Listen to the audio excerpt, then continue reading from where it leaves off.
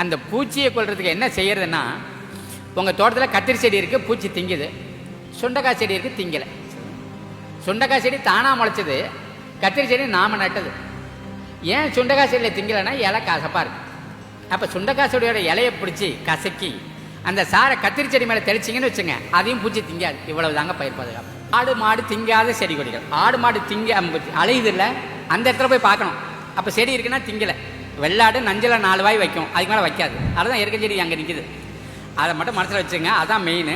ஆடாதோட ஆடு தீண்டாப்பாலை, ஊமத்தை, எருக்கு, தும்பை, துளசி, துத்தி, சோத்துக்கத்தாழை, பெரண்டை, பீனாரி, பப்பாளி, சீத்தா, நொச்சி, புங்கம், வேம்பு, தழுதாழை, வேலிப்பருத்தி, வரிக்குமுட்டி, உன்னிப்பழ செடி, தைல மரத்தேலை 20 சொல்லியிருக்கேன்.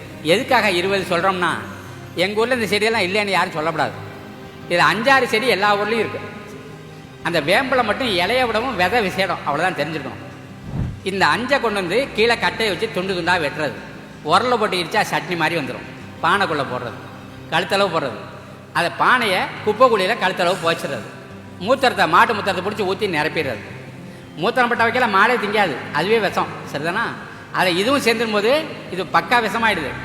இதில் 1க்கு 10 பங்கு தண்ணி சேர்த்து ஸ்ப்ரே பண்ணும். 10 நாள் ஆச்சுன்னா வாசனை வந்துடுது, பிடிச்சிடுது, ரெடி ஆகிடுது.